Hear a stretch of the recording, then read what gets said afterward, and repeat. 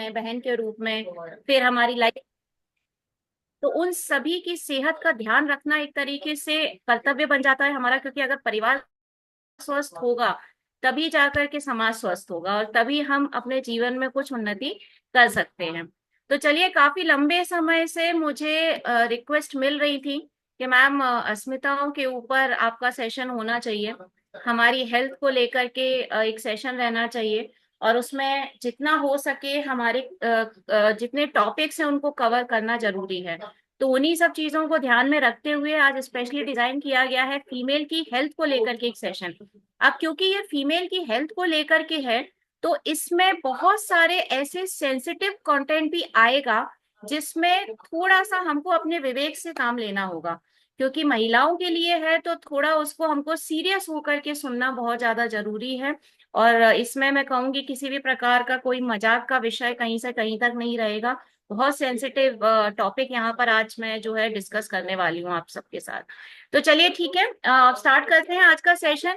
And that is specially for Asmita, that is specially for our female women. तो सबसे पहला सवाल ये उठता है कि फीमेल की हेल्थ या विमेन की हेल्थ, मतलब ऐसा क्या है जो इसको स्पेशली डिजाइन किया गया है, या अस्मिताएं इसको सुनने के लिए बहुत इंटरेस्टेड रहती हैं। तो इसके पीछे का जो मेन रीजन है वो ये है कि फीमेल की बॉडी और मेल की बॉडी ऑब्वियसली बहुत ज्यादा अंतर होता है इन दोनों बॉडीज में। और जो हमारा यानी फीमेल का स्ट्रक्चर होता है, तो हमको छोटी से छोटी चीजें इमोशनली फिजिकली कुछ ज्यादा ही इफेक्ट करती हैं as compare than man, as compare than male. लेकिन ये जो असर है किसी भी बीमारी का एक फीमेल की बॉडी के ऊपर, ये जितना क्विकली हमें इफेक्ट करता है, मतलब जितनी आसानी से और जितनी जल्दी हमारे शरीर को प्रभावित करता है, उतनी आसानी से ये किसी मेल बॉडी को प्रभावित नहीं करता है।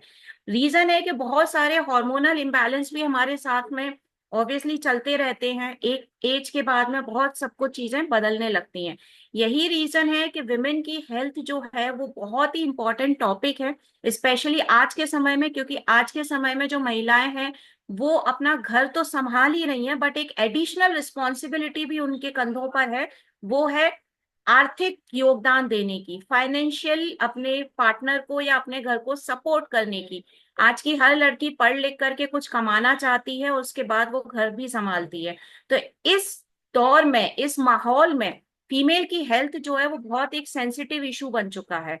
रीजन ये है कि उसके पीछे बहुत सारे साइकोलॉजिकल कॉन्सेप्ट है। जैसे फिजिकल तो रीजन है ही, फिजिकल के साथ साथ मेंटल, इमोशनल, स्पिरिचुअल डायमेंशन, बहुत सारे ये जरूरतें होती हैं एक फीमेल की, विमेन की, जिनको कभी कभी हमारे घर के जो मेल रहते हैं वो समझ ही नहीं पाते हैं। तो आज इन सभी मुद्दों पर चर्चा होने वाली है। तो यहाँ से स्टार्ट होता है आज का सेशन, और जिसमें कुछ कॉमन हेल्थ प्रॉब्लम मैं डिस्कस करती हूँ यहाँ पर। अब कॉमन हेल्थ प्रॉब्लम देखिए, कॉमनली जो मेल और फीमेल दोनों में अक्सर देखा जाता है कि हार्ट डिसीज होते हैं, कैंसर्स होते हैं, डिप्रेशन एंजाइटी होता है, इम्यूनिटी रिलेटेड प्रॉब्लम्स होती हैं। हेल्थ टेक्नोलॉजी कुछ अलग जाती है फीमेल के लिए जो मेल के लिए नहीं जाती है। बट उसके साथ साथ एक बहुत बड़ी मात्रा में गायनोकोलॉजिकल प्रॉब्लम यानी प्रेगनेंसी रिलेटेड इश्यूज रहते हैं, जिसे स्त्री रोग समस्याएं भी कहा कहते हैं हिंदी में। कैंसर अगर देखा जाए तो इसमें ब्रेस्ट कैंसर का जो रेशियो है वो बहुत ज्यादा है फीमेल के अंदर। तो ऐसे ये बहुत सारे सेंसिटिव केस, बहुत सारे कॉमन टॉपिक हैं, और इन सारे कॉमन टॉपिक जो आपको दिखाई दे रहे हैं इस समय स्क्रीन पर, इन सभी टॉपिक्स के ऊपर मैं आज यहाँ पर पूरी चर्चा करने वाली हूँ। सो अगर मैं सबसे पहले बात करती हूँ हार्ट की यानी दिल की, हमारे हृदय संबंधी जो बीमारियां रहती हैं, हार्ट रिलेटेड जो प्रॉब्लम रहती है स्पेशली फीमेल के अंदर, वो कैसे इफेक्ट करती है वो समझते हैं। तो देखिए, एक बहुत बड़ा मिथ है कि अमेरिकन विमेन यानी जो यूएस की जो फीमेल रहती हैं, बाहर की कंट्रीज की जो फीमेल रहती हैं, उनके अंदर जो ब्रेस्ट कैंसर है वो बहुत ज्यादा मात्रा में है, और ज्यादातर महिलाएं ब्रेस्ट कैंसर की वजह से यूएस में डेथ हो रही है उनकी। बट ये एक मिथ ही है, केवल यूएस कंट्रीज, यूके कंट्रीज या कोई भी वेस्टर्न कंट्रीज इससे प्रभावित नहीं है। हमारे इंडिया में भी इसका रेशियो बढ़ता जा रहा है। इंडिया में आपको यकीन नहीं होगा, लेकिन ऑलमोस्ट 5 गुना ज्यादा इफेक्टिव है कैंसर, यानी कि जो हार्ट रिलेटेड डिसीज है वो। अब हार्ट रिलेटेड डिसीज 5 गुना ज्यादा इफेक्टिव कैसे हैं? जो बाकी के डिसीजेस हैं, जो बाकी की बीमारियां हैं, वो एक फीमेल को प्रभावित कर रही हैं, लेकिन सबसे ज्यादा हार्ट डिसीज जो है वो एक फीमेल को ज्यादा प्रभावित कर रही है, और ये 5 गुना ज्यादा इफेक्टिव है। तो समझते हैं हार्ट रिलेटेड डिसीज के बारे में। देखिए, अगर मैं वेस्टर्न कंट्रीज की बात करती हूँ, तो ऑलमोस्ट 275 डेथ, यानी 275 मौतें होती हैं हमारे मेल्स की बाहरी कंट्रीज में, और उसी तरीके से उन 275 में से 231 फीमेल होती हैं। और जब हम अपनी कंट्रीज की बात करते हैं, तो यहाँ पर अगर 202 डेथ हो रही है, 202 टोटल डेथ हो रही हैं हमारे हार्ट रिलेटेड इश्यूज की वजह से, तो उसमें से 202 में से 165 165 फीमेल होती हैं जिनको ये हार्ट रिलेटेड इश्यूज जो हैं वो होते रहते हैं। और 2017 के आंकड़ों के हिसाब से, यानी एक डेटा निकाला गया, सर्वे निकाला गया, जिसमें ये देखा गया कि ऑलमोस्ट 1 लाख लोग हार्ट रिलेटेड डिसीज से हर साल उसको फेस कर रहे हैं। हर साल हार्ट रिलेटेड डिसीज की वजह से कई लोग तो मौत के द्वार पे चले जा रहे हैं, उनकी मृत्यु तक हो जा रही है।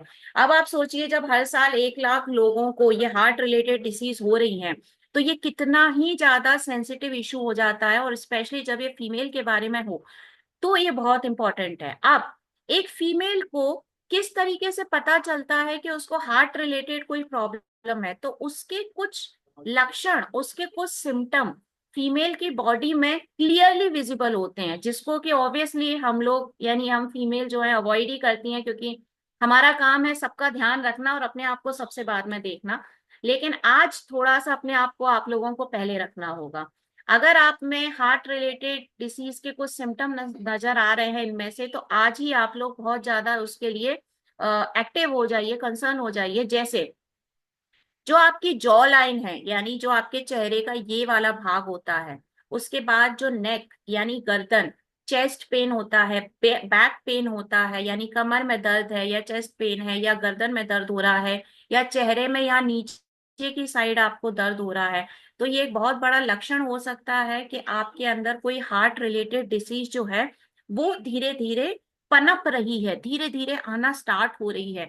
अगर आपको सांस लेने में तकलीफ होने लग गई है, यानी कि हार्ट वीक है आपका, अगर आपको चक्कर आते हैं, थकान होता है, जी मचलाता है, या वॉमिटिंग आने लगती है कभी भी, या फिर आपको बहुत ज्यादा थकान लग रही है, या आपके अपर एब्डोमन में, यानी जो आपके पेट का ऊपर का भाग होता है अपर एब्डोमन, या फिर लोअर चेस्ट में आपको पेन महसूस होता है, दर्द महसूस होता है, तो आप समझ जाइए कि आपको कुछ ना कुछ तो हार्ट रिलेटेड डिसीज है, या फिर आपका जो हार्ट है वो धीरे धीरे वीक होता जा रहा है।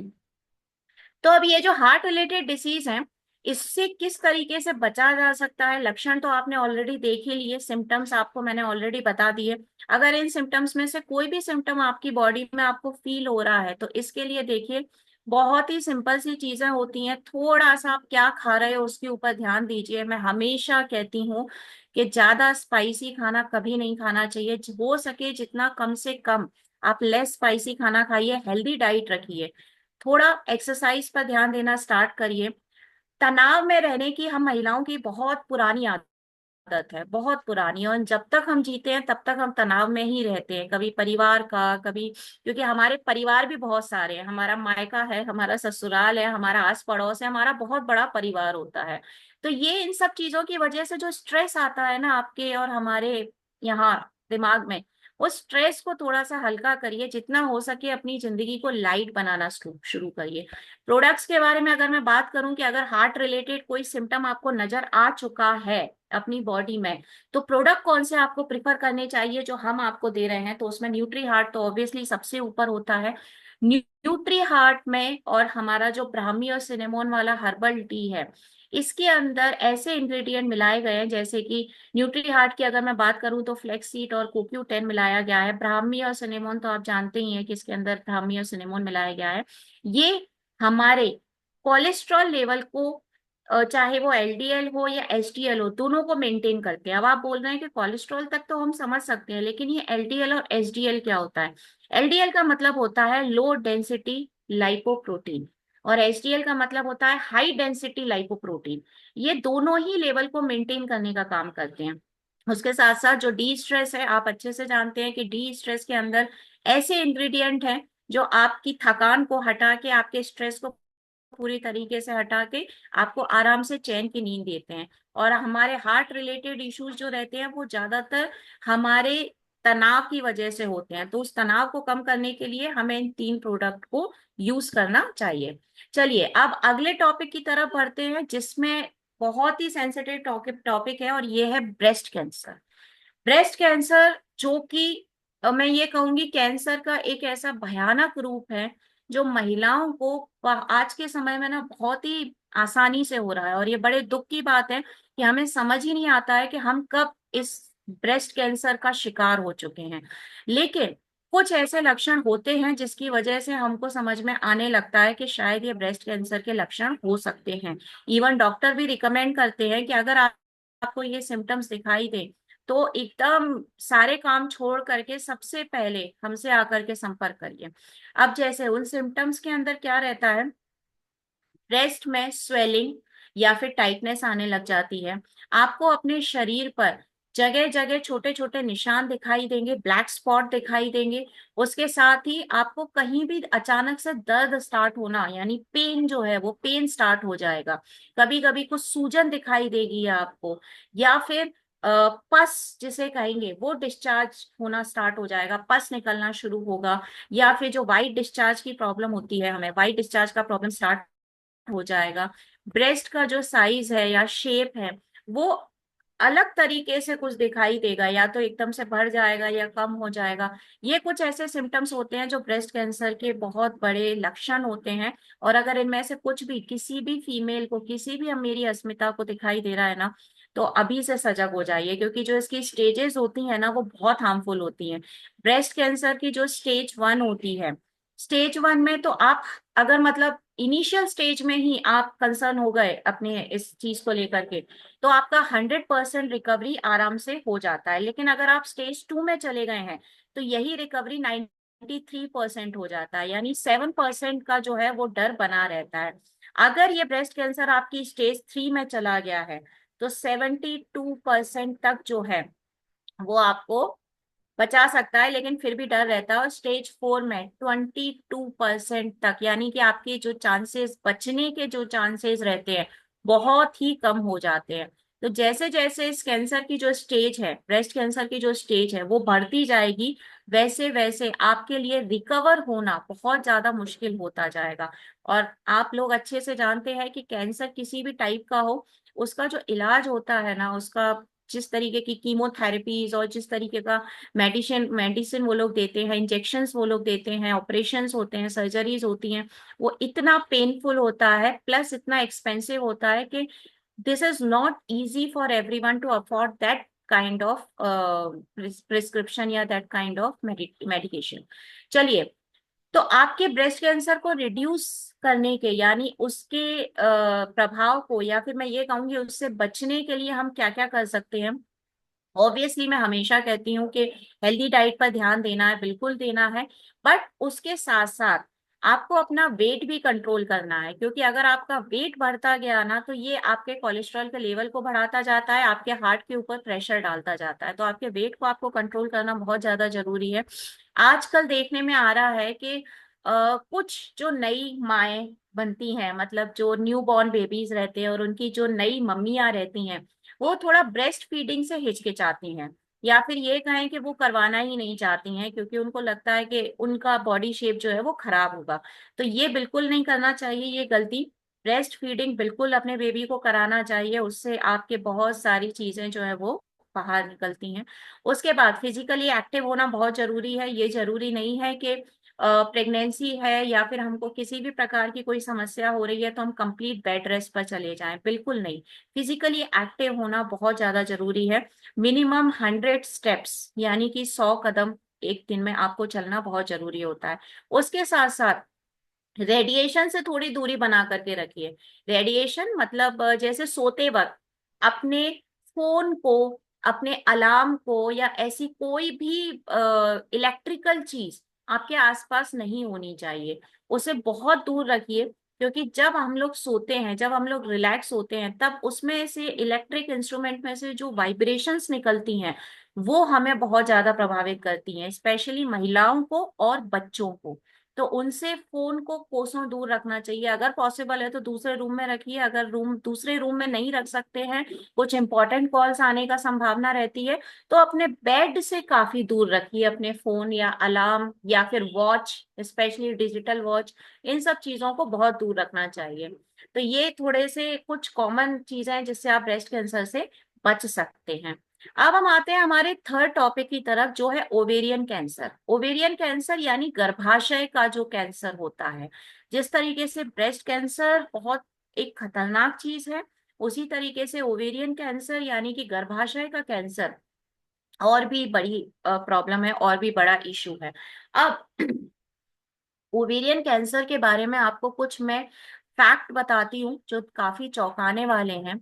उन फैक्ट में से एक फैक्ट ऐसा है कि ऑलमोस्ट 55 women में से, यानी कि 55 महिलाओं में से एक महिला को ये ओवेरियन कैंसर होने की जो संभावना है वो जीवन पर्यंत बनी रहती है। यानी आपको किसी भी उम्र में वो ओवेरियन कैंसर हो सकता है, गर्भाशय का कैंसर हो सकता है। इवन कई बार जो टेस्ट होते हैं डॉक्टर के, वो भी इजीली नहीं कैच कर पाते हैं कि आपको ओवेरियन कैंसर हुआ है, क्योंकि इसके जो सिम्टम्स होते हैं ना वो बहुत ही नॉर्मल सिम्टम होते हैं। अगर आपको ओवेरियन कैंसर होने वाला है तो आपको एब्डोमिनल स्वेलिंग दिखाई देगी, यानी कि आपको अपने पेट पर सूजन सी महसूस होने लग जाएगी। ब्लोटिंग होगी, यानी कुछ भी खाना खाएंगे तो एकदम से लगेगा पेट बाहर आ चुका है। उसके साथ साथ गैस का प्रॉब्लम, या फिर मैं कहूंगी वही बहुत ही हल्के फुल्के से सिम्टम्स दिखाई देंगे। जी मिचला रहा है, चक्कर से आ रहे हैं, ब्लैडर का प्रॉब्लम हो रहा है, थकान सी महसूस हो रही है, ये सारे रहते हैं आपके ओवेरियन कैंसर के फैक्ट। बट इसमें जो सबसे बड़ा एक सिम्टम होता है वो ये होता है कि आप जब भी कुछ खाएंगे ना, तो आपको ब्लोटिंग होगी, यानी आपका पेट अचानक से बाहर आएगा, और उसके साथ साथ आपको गैस बनना शुरू होगी, आपके पेट में दर्द होना स्टार्ट हो जाएगा। तो अगर अक्सर आपके पेट में तकलीफ रहती है ना, तो मैं मेरी हर अस्मिता से ये रिक्वेस्ट करना चाहूंगी कि प्लीज एक बार डॉक्टर के पास जाएं, टेस्ट करवाएं। क्योंकि 55 में से हर एक महिला को जीवन के किसी भी उम्र में ओवेरियन कैंसर हो सकता है, इसको ना भूलें। अब ओवेरियन कैंसर के ये जो मैंने आपको लक्षण बनाए बताए हैं, इसमें एक और चीज मैं आपको बताती हूँ। जिस तरीके से आपको जब भी आप कुछ खाएंगे तो आपका पेट निकलेगा या गैस होने का प्रॉब्लम है ना, उसी तरीके से एक और लक्षण होता है, और वो लक्षण होता है कि आपकी भूख धीरे धीरे धीरे करके कम होना शुरू हो जाएगी। आपको ऐसा लगेगा आप थोड़ा सा भी खा रहे हैं तो आपका पूरा पेट भरा हुआ है, आप कुछ और खाने की आपको जरूरत नहीं है। तो ऐसे टाइम पर थोड़ा सा हमको सजग होने की बहुत ज्यादा जरूरत है। अब रिस्क किस किस को ये हो सकता है, क्या लगता है किस किस महिला के साथ ओवेरियन कैंसर का प्रॉब्लम हो सकता है? तो देखिए, जो 50+ हैं, यानी कि जो 50 साल से ज्यादा की उम्र की महिलाएं हैं, अस्मिताएं हैं, उनके साथ ये रिस्क बहुत ज्यादा बढ़ जाता है कि उनको ओवेरियन कैंसर हो जाए। अगर दूर दूर तक भी आपकी किसी फैमिली में किसी को ओवेरियन कैंसर हुआ है ना, तो हो सकता है वो डीएनए पास होते होते होते आपकी बॉडी में भी आया हो। तो ये बिल्कुल हो सकता है कि इस तरीके की परेशानी हो। मोटापा एक बहुत बड़ा रीजन रहता है, उसके साथ ही एंडोमेट्रियोसिस, जो यानी कि हमारी जब हम यूरिन के लिए जाते हैं तो वहां पर अगर कुछ प्रॉब्लम होती है, तो ये इसका एक बहुत बड़ा रिस्क हो सकता है। आपको जानकर बड़ी हैरानी होगी कि जो talcum powder powder normally specially हम गर्मियों में बहुत यूज करते हैं, और अस्मिताएं तो हमारी बहुत ही यूज करती है, तो वो जो पाउडर होता है ना, उसके अंदर भी कुछ ऐसे कुछ ऐसे केमिकल्स होते हैं जो ओवेरियन कैंसर का एक कारण होते हैं। तो यानी आप क्या खा रहे हैं, आप क्या प्रोडक्ट यूज कर रहे हैं, आप किस तरीके से अपनी लाइफ को जी रहे हैं, ये बहुत ही ज्यादा इंपॉर्टेंट है। आप किस तरीके से हम प्रोटेक्ट कर सकते हैं ओवेरियन कैंसर को? तो देखिए, breast feeding is very important for every female, ये बहुत ज्यादा जरूरी है। एक्टिव रहना जरूरी है, हेल्दी खाना जरूरी है। उसके साथ ही आईयूडी यानी intra uterine device, intra uterine device एक ऐसी डिवाइस है जो आपको डॉक्टर के परामर्श के साथ यूज करनी चाहिए अगर इसमें से आपको कोई भी सिम्टम नजर आ रहा है। तो अगर कोई गायनोकोलॉजिकल सर्जरी आपकी चल रही है, यानी स्त्री रोग विशेषज्ञ के पास आप जा रहे हैं अपनी किसी स्पेशल फीमेल रिलेटेड प्रॉब्लम को लेकर के, तो उसमें ना थोड़े से प्रिवेंटिव हो जाइए, उसमें थोड़ा सा सजग हो जाइए, क्योंकि कई बार ऐसा भी होता है कि डॉक्टर्स का भी ध्यान नहीं रहता है और वो आपकी एक प्रॉब्लम को सही करने के चक्कर में आपको इतने बड़े खतरे के सामने ला करके खड़ा कर देते हैं। हमारा जो चाइल्ड बियरिंग स्टेटस है ओवेरियन कैंसर के मामले में, जब कोई भी फीमेल कंसीव करती है यानी प्रेग्नेंट होती है, वो समय उसके लिए बहुत ही नाजुक समय होता है, क्योंकि उस समय पर ओवेरियन कैंसर की जो संभावनाएं हैं वो बहुत ज्यादा बढ़ जाती हैं। तो इसीलिए अगर ओवेरियन कैंसर को थोड़ा दूर रखना है, ऑब्वियसली प्रोटीन पाउडर सारी मर्ज की एक दवा है, हम सभी अच्छी तरीके से जानते हैं।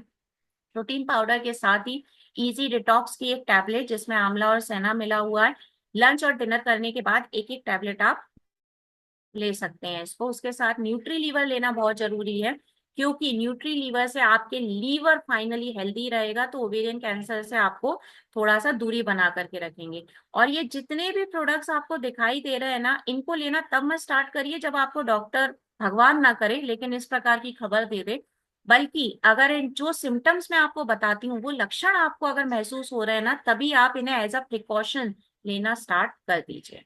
अब आते हैं हमारी गायनोकोलॉजिकल प्रॉब्लम पे, यानी कि जो स्त्री रोग विशेषज्ञ बताते हैं जिन परेशानियों को, उसके ऊपर आते हैं। यानी स्त्रियों से रिलेटेड बहुत ही ज्यादा सेंसिटिव इश्यूज जो सिर्फ और सिर्फ किसी महिला के साथ ही हो सकते हैं। जैसे आपका जो मंथली साइकिल चलता है, हर मंथ का जो आपका साइकिल रहता है, उस साइकिल का ऊपर नीचे हो जाना, यानी टाइम पर ना आना या टाइम के बाद आना या टाइम के पहले आ जाना, जैसे पीसीओडी पीसीओएस के नाम से जाना जाता है। कई महिलाओं को इस समय पर बहुत ज्यादा हैवी ब्लीडिंग होती है, या कई महिलाओं को बहुत ही रुक रुक करके ब्लीडिंग होती है। बहुत ही मतलब वो परेशान हो जाती हैं कि हमारा जो साइकिल है वो व्यवस्थित क्यों नहीं है, ठीक तरीके से क्यों नहीं चल रहा है। अगर ऐसा कुछ प्रॉब्लम दिख रहा है आपको, तुरंत गायनेकोलॉजिस्ट से संपर्क करें। उसके अलावा जो वेजाइनल इन्फेक्शन रहता है, वो भी गायनेकोलॉजिकल एक प्रॉब्लम है। उसके साथ फाइब्रॉइड्स का इशू बहुत ज्यादा बढ़ जाता है, और फाइब्रॉइड्स के इशू के साथ साथ ओवेरियन कैंसर की जो संभावना है वो भी बहुत ज्यादा आपकी बढ़ती जाती है। अब इस तरीके की अगर कोई समस्या है, ये जितनी भी प्रॉब्लम मैंने आपको बताई कि मंथली साइकिल का प्रॉब्लम हो रहा है, पीसीओएस पीसीओडी का प्रॉब्लम हो रहा है, हैवी ब्लीडिंग या लो ब्लीडिंग का प्रॉब्लम हो रहा है, या फिर आपको ओवेरियन कैंसर के कुछ लक्षण दिखाई दे रहे हैं, तो इन सभी लक्षणों के ऊपर थोड़ा सा ज्यादा ध्यान देना पड़ेगा हम लोगों को, क्योंकि ऑलमोस्ट 53% फीमेल जो हैं वो एनिमिक है, यानी उनके अंदर खून की कमी है। और इसका जो एज क्राइटेरिया है ना, वो 15 साल से लेके 50 साल के बीच का ही है। अब इस 15 से 50 के बीच में हमारे घर की हर बच्ची, हर महिला, सब लोग कवर हो जाते हैं। तो इसका मतलब ये हमारे घर में अगर 4 फीमेल है ना, तो उन चारों फीमेल फीमेल के लिए हमको थोड़ा ज्यादा कंसर्न होना पड़ेगा। अब ये जो एनीमिया मैंने आपको बताया, खून की कमी, ये मेल से ज्यादा फीमेल में बहुत स्पीड से बढ़ता है, 2 गुना ज्यादा रहता है इनके अंदर। उसके साथ साथ बोन लॉस यानी कि कैल्शियम की कमी होते जाना, डिहाइड्रोटेनिया होना या मेनोआर्जिया देना या माल न्यूट्रिशन होना, ये कुछ ऐसे लक्षण हैं जिनसे अक्सर हर फीमेल जो है वो हर समय सफर करती रहती है, किसी भी एज में हो, इनमें से कुछ ना कुछ तो उसके साथ प्रॉब्लम बनी ही रहती है। अब इसके लिए क्या करना चाहिए, तो अगर इस प्रकार की कोई स्त्री रोग समस्या आपके साथ में आपको दिखाई दे रही है, सबसे पहले हाइजीन कंट्रोल करना सीखिए। हाइजीन वैसे तो मैं बिल्कुल कहूंगी कि महिलाएं हाइजीन के मामले में बहुत ऊपर होती हैं, लेकिन फिर भी हम खाने पीने के जो हमारे मामले रहते हैं वो बहुत ही डामाडोल रहते हैं।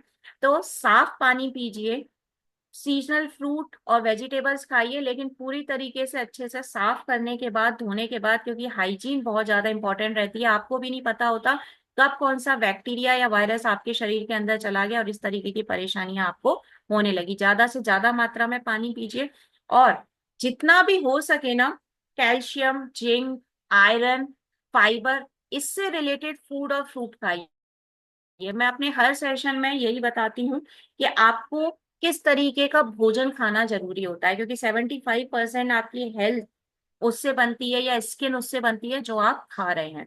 तो अगर मैं फीमेल की बात करती हूँ तो फीमेल को प्रोटीन से ज्यादा कैल्शियम, जिंक, आयरन, इन सारे इंग्रेडिएंट्स की जरूरत रहती है। अब अगर महिलाओं से रिलेटेड ये पीसीओएस, पीसीओसी, या फिर आपका एनीमिया, ओवेरियन कैंसर, इस तरीके के कोई भी सिम्टम्स आपको दिख रहे हैं, आप फीमेल वाला जो प्रोटीन पाउडर है हमारा नेचुरामोर फॉर विमेन, वो तो आप बिल्कुल जानते ही हैं अच्छी तरीके से कि लेना ही है सुबह नाश्ते के वक्त दूध या पानी में मिला के, बट कुछ मसाला या कुछ भी शक्कर वगैरह उसमें मिक्स नहीं करनी। बट हमारे पास में दो नए वेरिएंट भी आए हैं प्रोटीन पाउडर के। एक आया है ओरिजिनल, और दूसरा आया है एक्टिव। यहाँ पे मैं ओरिजिनल रिकमेंड करूंगी उन सभी फीमेल के लिए जिनको ये लक्षण दिखाई दे रहे हैं। उसके पीछे का रीजन ये है कि हमारा जो ओरिजिनल प्रोटीन पाउडर इस बार हमने लॉन्च किया है, वो हमने मेल फीमेल वैसे तो दोनों के लिए किया है, लेकिन स्पेशली ओरिजिनल उन लोगों के लिए इफेक्टिव है जिनको कोई भी डेयरी प्रोडक्ट से किसी भी प्रकार की एलर्जी नहीं है। डेयरी प्रोडक्ट यानी कि दूध, दही, छाछ, जिससे किसी प्रकार की कोई एलर्जी नहीं है। पर ज्यादातर फीमेल को देखा जाता है कि उनको जितना भी दूध, स्पेशली दूध से फीमेल को एलर्जी रहती है, और लैक्टोज इंटॉलरेंस का प्रॉब्लम रहता है, यानी उनको डाइजेस्ट नहीं होता है। तो अगर इस प्रकार की कोई प्रॉब्लम है तो आप जो ओरिजिनल हमारा नेचुरल का प्रोटीन पाउडर आया है, आप उसको यूज कर सकते हैं। यूज करने का तरीका सेम ही है आपका, कि सुबह नाश्ते के वक्त आपको दूध या पानी में उसको मिक्स करके पीना है। 50% प्रोटीन तो इसमें है ही, 24 टाइप के माइक्रो न्यूट्रिएंट्स हैं, उसके साथ साथ एलोवेरा, ओमेगा 3, डीएचए, और हर प्रकार का विटामिन, यानी vitamin B6, vitamin B12, zinc, iron, calcium, सभी ऐसी चीजें, इंग्रेडिएंट इसके अंदर हमने दिए हैं जो कि फीमेल रिलेटेड हर प्रॉब्लम को जड़ से खत्म करेगा। और उसके साथ ही विमेन वेलनेस के कैप्सूल, जो आपको लंच और डिनर करने के बाद एक एक नॉर्मल पानी के साथ लेना है। चलिए, अब आगे बढ़ते हैं एक ऐसे टॉपिक की तरफ जो फिजिकल तो नहीं है, लेकिन इतना ज्यादा इफेक्टिव है हमारे जीवन के ऊपर, कहूंगी मैं, कि इससे ही रिलेटेड कई प्रकार की समस्याएं हम लोग अक्सर फेस करते हैं, जिसका नाम है एंजाइटी एंड डिप्रेशन।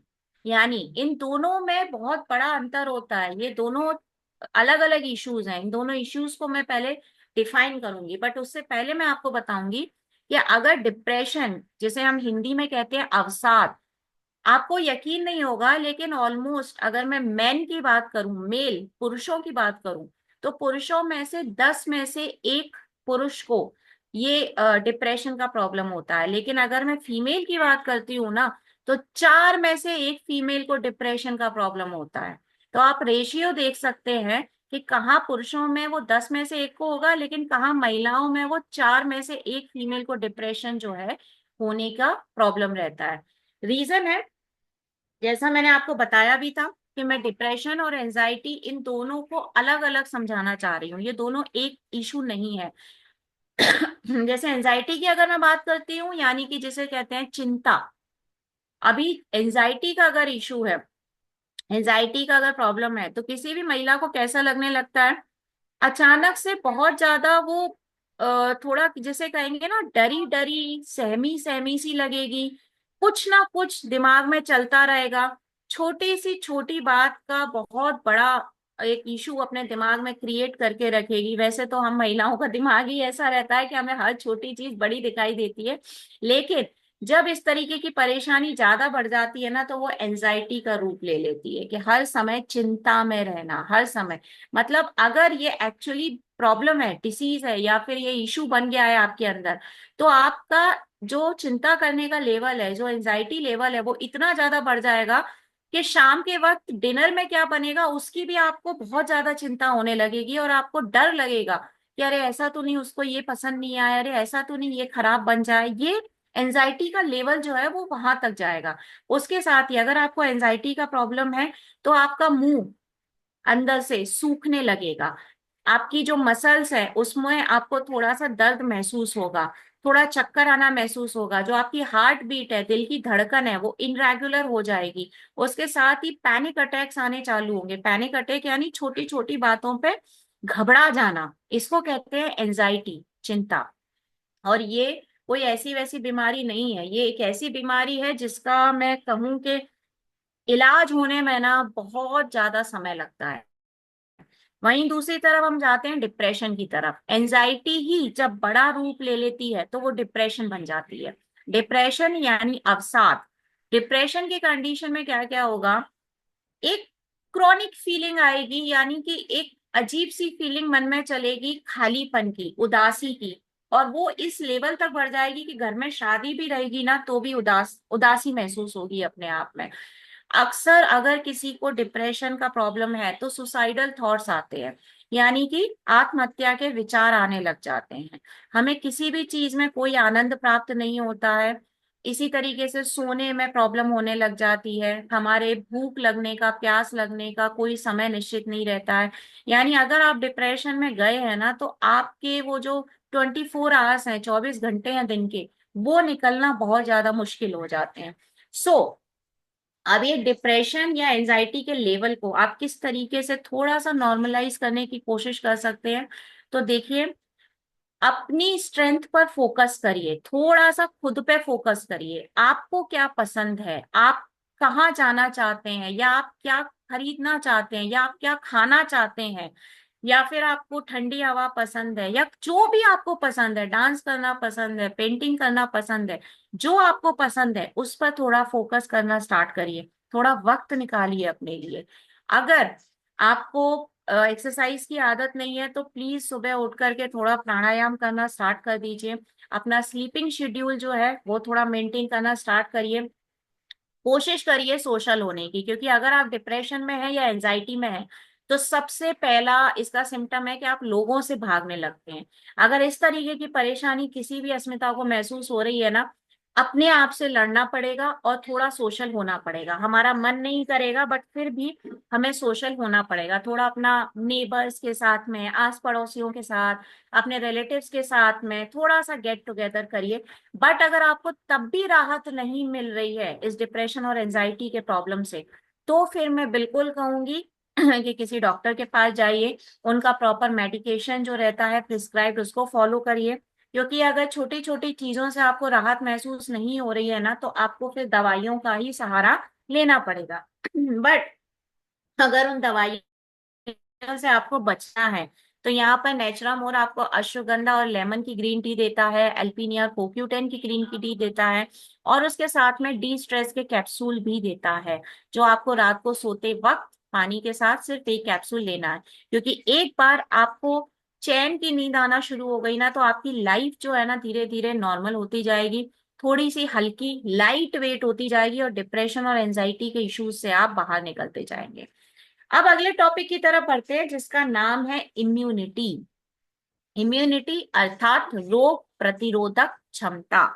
ये जो इम्यूनिटी वाला इशू होता है ना, ये बड़े अलग तरीके से होता है। अगर आपकी इम्यूनिटी वीक है, अगर आपकी रोग प्रतिरोधक क्षमता जो है वो कम है, तो बड़े परेशानियां होती हैं। जैसे पेट में दर्द होना, स्टमक इश्यूज जिसे कहते हैं, इसमें डायरिया, ब्लोटिंग, कॉन्स्टिपेशन, किसी भी प्रकार की पेट related, abdomen related, stomach related issues आ सकते हैं। बहुत जल्दी आपको सर्दी जुकाम होने लगता है, चक्कर आने लगते हैं। आपकी अगर कोई चोट लगी हुई है ना तो वो चोट आपकी जल्दी से हील नहीं होती है, आपकी बॉडी रिकवर नहीं कर पाती है। ये कब होता है, जब आपकी इम्यूनिटी वीक हो जाती है। और उसके साथ साथ फंगल इन्फेक्शंस आपको बहुत जल्दी होने लग जाते हैं। अब इसमें आपको या तो बहुत जल्दी नींद आएगी, या फिर आपको बार बार कैफीन यानी कॉफी या चाय पीने की इच्छा होती है। अक्सर जो अस्थमा के पेशेंट्स रहते हैं जिनको एलर्जी होती है, उनको इम्यूनिटी का बहुत इश्यूज रहता है। एकदम एनर्जी लेवल लो महसूस होगा, ब्लड प्रेशर जो है या फिर आपका जो डायबिटीज का इशू है या ब्लड प्रेशर, डायबिटीज तो फिर भी बहुत बड़े बड़े इश्यूज हो गए। मैं ये कहूंगी कि छोटी छोटी बीमारियां, जैसे सो नहीं पा रहे हैं या फिर थकान महसूस हो रही है या चोट रिकवर नहीं हो रही है, ये छोटी छोटी चीजें आपको चारों तरफ से घेर लेती हैं और आपकी इम्यूनिटी बहुत ज्यादा प्रभावित होती है। अब इसकी मतलब हमारी रोग प्रतिरोधक क्षमता, हमारी इम्यूनिटी को बढ़ाने के लिए हम क्या कर सकते हैं? तो देखिए, कुछ ऐसे सिंपल से आपकी किचन में ही ऐसी चीजें मौजूद हैं जो आपकी इम्यूनिटी को बूस्ट कर सकती हैं। और अगर आप आज से ही उन चीजों को लेना स्टार्ट कर दें, तो आपकी जो रोग प्रतिरोधक क्षमता है वो इतनी स्ट्रांग हो जाएगी कि ये जितनी भी डिसीज मैंने आपको बताई, breast cancer, ovarian cancer, heart disease, depression, anxiety, ये जितनी भी परेशानियां मैंने आपको बताई, इन सब के ऊपर एक बार में ही कंट्रोल आ सकता है। अब किस तरीके से हम अपनी इम्यूनिटी को जो है वो कंट्रोल में ला सकते हैं? तो देखिए, ज्यादा से ज्यादा गर्म पानी पीने की हैबिट डालिए, वार्म वाटर पानी की पीने की हैबिट डालिए। जितनी बार हो सके उतनी बार पानी पीजिए, बट पानी एकदम क्लीन होना चाहिए, किसी भी प्रकार का पानी मत पीजिए।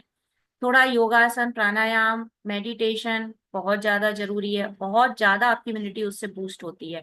उसके साथ साथ जो मैंने कहा कि आपके किचन में बहुत सारी चीजें हैं, जैसे टर्मरिक, क्यूमिन, ओरिएंडर एंड गार्लिक, यानी कि लहसुन, हल्दी, जीरा, धनिया पाउडर, ये चार ऐसी चीजें हैं जो अगर आप डेली अपने भोजन में, लंच या डिनर में यूज करेंगे ना, तो आपकी इम्यूनिटी बूस्ट होती है।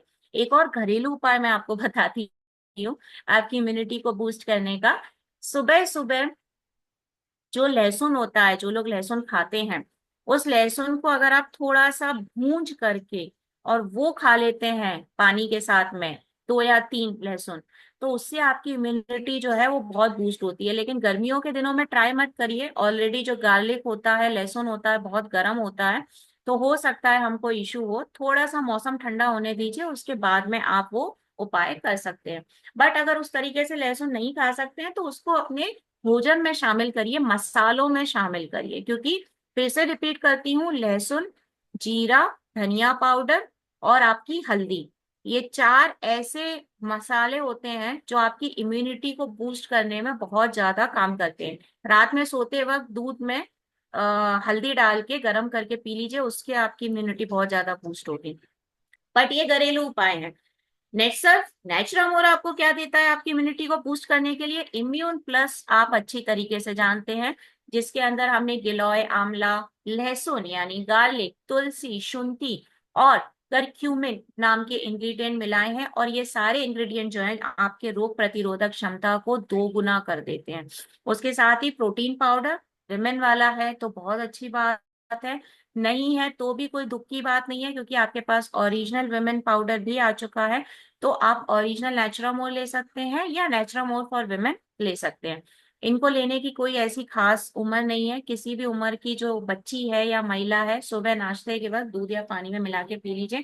केवल ये 2 प्रोडक्ट ऐसे हैं, यानी प्रोटीन पाउडर और इम्यून प्लस, जो आपकी इम्यूनिटी को एकदम 2 से 3 गुना बढ़ा देते हैं। तो आप बाकी की सारी डिसीज, बाकी के सारे इश्यूज से ऑटोमेटिकली बाहर रहने वाले हैं। अब मैं आती हूँ अपने लास्ट टॉपिक की तरफ, जो कि है प्रेगनेंसी रिलेटेड, यानी कि जब कोई भी फीमेल कंसीव करती है, गर्भावस्था में जाती है और घर में बहुत खुशियां मनाते हैं, लेकिन एक फीमेल के ऊपर उन 9 महीनों में क्या क्या बीती है, वो आज मैं आप लोगों को थोड़ा सा बताती हूँ। ड्यूरिंग प्रेगनेंसी हर फीमेल, चाहे वो किसी भी देश की हो, किसी भी प्रांत की हो, कहीं की भी हो, बहुत सारे इश्यूज को फेस करती है। जैसे ब्लैडर का प्रॉब्लम होता है, पैकेट का प्रॉब्लम होता है, उसके बाल झड़ने का इशू हो जाता है, इमोशनली बहुत ज्यादा डिसेबल हो जाती है, अक्सर चक्कर आना, थकान होना, सुबह जब सो के उठ रहे हैं तो बहुत ही एनर्जी ऐसा लगता है कि लो हो चुकी है, उसके साथ ही उसके ब्रेस्ट में सूजन का आ जाना, या फ्रीक्वेंट यूरिन यानी बार बार वॉशरूम जाना पड़ता है, ये कुछ ऐसे इश्यूज हैं जो एक फीमेल 9 महीने तक कंटिन्यू बर्दाश्त करती है अपने ऊपर। और अलग अलग ट्राइमेस्टर यानी 9 मंथ्स होते हैं, तो 3 3 3, ये जो अलग अलग ट्राइमेस्टर होते हैं, इनके भी अलग अलग इश्यूज होते हैं। मेरी अस्मिताएं तो इनको बहुत ही अच्छे तरीके से जानती हैं, बट थोड़ा सा सक्षम को भी हम बता देते हैं कि हम लोग क्या क्या झेलते हैं। तो जो हमारा फर्स्ट ट्राइमेस्टर होता है, उस यानी स्टार्टिंग के जो 3 महीने होते हैं, उस टाइम पर एक फीमेल को चक्कर आना, जी मचलाना, घबराहट होना, क्रेविंग होना, कभी भी कुछ भी खाने की इच्छा हो जाना, या फिर इच्छा होना बट खा नहीं पाना, उसके साथ साथ हर चीज में से स्मेल आना, या बार बार उसका मूड स्विंग होना, उसका कभी हंस रही है, कभी रो रही है, कभी चिढ़ रही है, कभी गुस्सा कर रही है, इस तरीके की परेशानी जो फर्स्ट ट्राइमेस्टर होता है, स्टार्टिंग के 3 महीने उसमें होती है। सेकेंड ट्राइमेस्टर में जाते जाते उसके जो लिगामेंट है उसमें पेन, दर्द होने लग जाता है।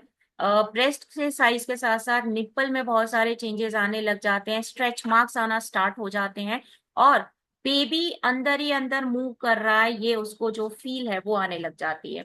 उसके साथ जो लास्ट के 3 महीने, यानी जो आपके 7th 8th और 9th मंथ, लास्ट का जो ट्राइमेस्टर रहता है, उस टाइम पर एक फीमेल को अंदर से बेबी जो किक मारता है, जो लात मारता है, वो फील होने लग जाती है। उसके साथ साथ पैरों में सूजन का आना, या फिर ब्रेस्ट लीक होना, और फ्रीक्वेंट यूरिनेशन यानी बार बार वॉशरूम जाने की जो समस्या है, वो बढ़ती जाती है, बढ़ती जाती है। तो ये अलग अलग 3 ट्राइमेस्टर में अलग अलग उसकी परेशानियां जो है वो रहती हैं। इस टाइम पर बहुत सारे मेंटल इश्यूज भी एक फीमेल के साथ में रहते हैं, जैसे पैनिक अटैक आना, वही हर छोटी बात पे बहुत ज्यादा घबरा जाना, बहुत ज्यादा चिंता करना, हर चीज में से इंटरेस्ट खत्म होता जाना, कुछ भी होता रहे शायद उसे कोई मतलब नहीं रहेगा अगर वो प्रेग्नेंट है तो। उसके साथ ही एंजाइटी का लेवल बहुत ज्यादा बढ़ जाता है, इवन कई फीमेल तो डिप्रेशन में चली जाती हैं, क्योंकि उनको ऐसा लगता है कि हमारी किसी को पड़ी ही नहीं है, किसी को हमसे मतलब ही नहीं है, सब आने वाले बेबी की खुशियों में खुश हैं। तो इस तरीके की जो मेंटल प्रेशर है ना एक फीमेल के ऊपर आने लग जाता है। और इस चक्कर में इवन मैं आपको बताती हूँ, और ये केसेस आजकल ज्यादा बढ़ रहे हैं, कि आजकल इवन सुनने में भी बहुत आता है, डॉक्टर भी इस बारे में बात कर रहे हैं, कि आजकल जो नई नई लड़कियां हैं वो कंसीव करती हैं, प्रेग्नेंट होती हैं, तो वो इतना घबरा रही हैं इन 9 महीनों के अंदर कि कई बार वो अपने आप को ही हार्म करने की कोशिश करती हैं, कई बार वो सुसाइड करने की कोशिश करने लगती हैं, क्योंकि बॉडी में इतना बड़ा चेंज जो होता है उनकी, उसे वो बर्दाश्त ही नहीं कर पाती हैं। तो अपने आप को हार्म करने लगती हैं छोटी छोटी चीजों से, क्योंकि उनको लगता है कि अब कुछ नहीं बचा है और हमको चले जाना चाहिए।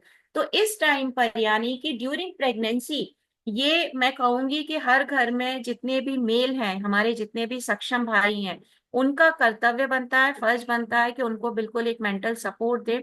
अब ड्यूरिंग प्रेगनेंसी बहुत सारी चीजें तो वैसे ही ऑलरेडी डॉक्टर बता देता है, और डॉक्टर के पास जाना बंद भी नहीं करना है, बट जो नॉर्मल चीजें हैं, जैसे प्रॉपर पानी पीजिए, योगा और मेडिकेशन बिल्कुल मत भूलिए, मिनिमम 6 से 8 घंटे की नींद लेना, और करेक्ट न्यूट्रिशन देना। उसके साथ साथ कुछ ऐसे विटामिन जो ड्यूरिंग प्रेगनेंसी बहुत ज्यादा इंपॉर्टेंट होते हैं, ऐसे कौन से विटामिन होते हैं? आयरन है, आपका मैग्नीशियम है, जिंक है, कैल्शियम है, दो तरीके के और विटामिन, विटामिन B6 और विटामिन B12, ये दो प्रकार के और विटामिन होते हैं जो लेना बहुत ज्यादा जरूरी होता है। मैंने कहा ना, महिलाओं के लिए प्रोटीन से ज्यादा जरूरी है zinc, iron, calcium, B6 B12, ये न्यूट्रिएंट्स लेना उनके लिए ज्यादा जरूरी है, क्योंकि प्रोटीन की उनको एज कंपेयर टू मेन इतनी ज्यादा जरूरत नहीं रहती है। चलिए, ये प्रेगनेंसी के बारे में था। अब मैं कुछ कॉमन टिप्स जाने से पहले सभी मेल फीमेल यानी सभी सक्षम, सभी अस्मिता, सभी को बताना चाहती हूँ, क्योंकि हमारी जितनी भी स्ट्रॉन्ग फीमेल हैं, जितनी भी प्रेटी विमेन्स हैं, उन सभी को ये फॉलो करना बहुत ज्यादा जरूरी है। ज्यादा से ज्यादा हरी पत्तेदार सब्जियां खाइए, क्योंकि उनके अंदर आयरन होता है। अगर पॉसिबल है तो दूध पीना स्टार्ट कीजिए, कैल्शियम की बहुत ज्यादा जरूरत होती है। ज्यादा से ज्यादा फ्रूट, क्योंकि स्पेशली फाइबर रिच फ्रूट खाना स्टार्ट करिए, क्योंकि जितना भी इनफर्टिलिटी का, PCOS का प्रॉब्लम रहता है, ये सभी प्रॉब्लम होते हैं आपके स्ट्रेस की वजह से। आपको जितना ज्यादा तनाव रहेगा ना, उतना ज्यादा आपको PCOS, इनफर्टिलिटी यानी मां ना बन पाना, या एनीमिया, ये सारे इश्यूज होते हैं। Nutriliver, easy detox, destress, ये 3 प्रोडक्ट, फिर से दोहराती हूँ, nutriliver, easy detox and destress, ये 3 प्रोडक्ट ऐसे हैं जो आपको हर प्रकार के स्ट्रेस से फ्री रखेंगे, आपका वेट मैनेज करेंगे, और उसके साथ साथ आपकी जो जिंदगी है ना उसको थोड़ा सा लाइट करने की कोशिश करेंगे। और ये 3 प्रोडक्ट साथ में आपका प्रोटीन पाउडर। ये ऐसी चीज है जो आपको हर बीमारी से कोसों दूर रखता है। और फिर से बोलूंगी, एक्सरसाइज करना हमको नहीं भूलना है। तो ये प्रोडक्ट जो है वो आपके सामने है, विमेन वेलनेस का कैप्सूल। दोहराती हूँ, पानी या दूध के साथ लंच या डिनर के बाद एक एक कैप्सूल लेना स्टार्ट करिए। प्रोटीन पाउडर सुबह ब्रेकफास्ट के टाइम पर खाली पेट मत लीजिए, क्योंकि बहुत सारी हमारी फीमेल्स को गैस का प्रॉब्लम बहुत होता है। तो खाली पेट प्रोटीन पाउडर मत लीजिए, साथ में भले ही एक बिस्किट है, थोड़ा सा एक बिस्किट खा लीजिए, और उसके बाद प्रोटीन पाउडर नाश्ते के साथ दूध या पानी में मिला के नॉर्मल पी लीजिए। अब क्योंकि 30 के बाद कैल्शियम बहुत कम होता जाता है और बोन रिलेटेड इश्यूज भी होते रहते हैं फीमेल्स को, तो joint care, butt joint care आपको दूध से लेना मैं प्रिफर करूंगी। आप अगर दूध के साथ में जॉइंट केयर आफ्टर मील यानी आफ्टर लंच और आफ्टर डिनर लेंगे, तो आप में कैल्शियम की मात्रा बराबर रहेगी। उसके साथ ही सलाई और गूगल है जो आपकी हड्डियों को मजबूती देगा। एंड डी स्ट्रेस, क्योंकि ना सोना ही सबसे बड़ी परेशानी है हमारे जीवन की। तो रात में जब भी नींद आए, सोने के लिए आप जाते हैं, 30 मिनट पहले डी स्ट्रेस का कैप्सूल पानी के साथ में ले लीजिए। सो बस इसी के साथ ही मेरा जो आज का सेशन है उसको यहाँ पर मैं वाइंड अप करती हूँ, उसको यहाँ पर मैं खत्म करती हूँ। एंड उम्मीद करती हूँ कि जितनी भी हमारी अस्मिताएं आज हमसे कनेक्ट हुई थी, या जितने भी हमारे सक्षम आज हमसे कनेक्ट हुए थे, उनको काफी कुछ इंफॉर्मेशन मिल चुकी होगी, और उनको समझ में आ गया होगा कि हमें किस इशू के लिए क्या प्रोडक्ट प्रिस्क्राइब करना चाहिए और किस प्रकार के प्रिकॉशन भी देना चाहिए।